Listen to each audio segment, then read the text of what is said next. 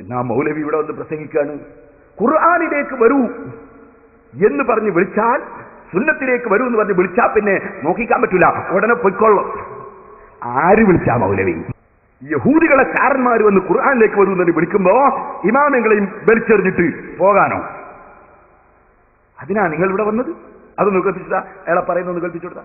അള്ളാന്റെ കിതാബിലേക്കും സുന്നത്തിലേക്കും വിളിക്കപ്പെട്ട് കഴിഞ്ഞാൽ റസൂൽ സല്ലല്ലാഹു അലൈഹി വസല്ലം പഠിപ്പിച്ച ആശയങ്ങളിലേക്ക് മടങ്ങൂ എന്ന് പറഞ്ഞാൽ, ഞാൻ നിങ്ങളെ തുടക്കത്തിലെ ഓതിക്കേൽപ്പിച്ചില്ലേ വരായത്ത്, മുസ്ലിമിന്റെ വിശ്വാസം എന്താണ്?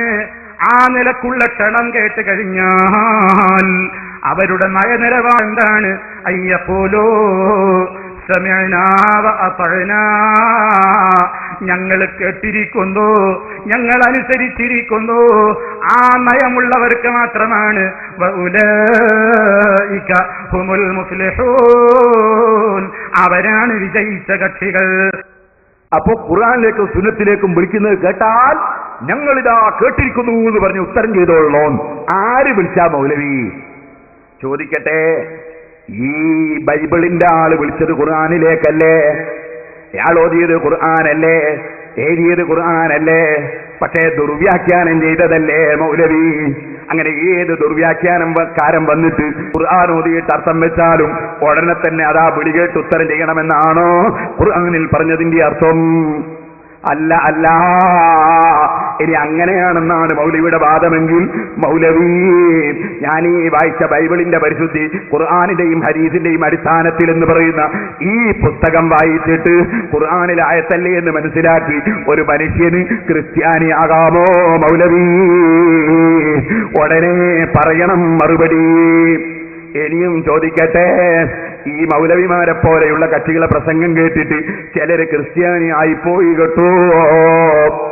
കാരണം ഖുർആനും സുന്നത്തിലേക്കും വരൂന്ന് പറഞ്ഞാൽ ഉടനെ കേട്ടു പോണോന്നല്ലേ? അങ്ങനെ വായിച്ച് ക്രിസ്ത്യാനി ആയി ഒരു ചങ്ങാതി, അതാണ് സുൽത്താൻ മുഹമ്മദ് പോൾ. സുൽത്താൻ മുഹമ്മദ് പോൾ, ഇവന്റെ പുസ്തകത്തിന്റെ പേരെന്താ? ഞാൻ എന്തുകൊണ്ട് ഒരു ക്രിസ്ത്യാനിയായി, ഞാൻ എന്തുകൊണ്ട് മുജാഹിദായി എന്ന് തോന്നുന്നില്ലേ? അതിന്റെ വേറൊരു പതിപ്പ്, ഞാൻ എന്തുകൊണ്ടൊരു ക്രിസ്ത്യാനിയായി. അവൻ പറയാണ് ഖുർആൻ പറയുന്നത് ക്രിസ്ത്യാനിയാകണമെന്നാണ്, ഖുർആൻ പറയുന്നത് ക്രിസ്ത്യാനിയാകണമെന്നാണ്. സുബ്ഹാനല്ലാഹ്. അയാളോ വെല്ലുവിളിക്ക് കുറവുണ്ടാ? അവൻ വെല്ലുവിളിക്കാൻ. ക്രിസ്തീയ വിശ്വാസത്തെക്കുറിച്ച് നിങ്ങൾക്ക് എന്തെങ്കിലും ചോദ്യമുണ്ടെങ്കിൽ ഉത്തരം നൽകാൻ ഞങ്ങൾ സന്നദ്ധരാണ്.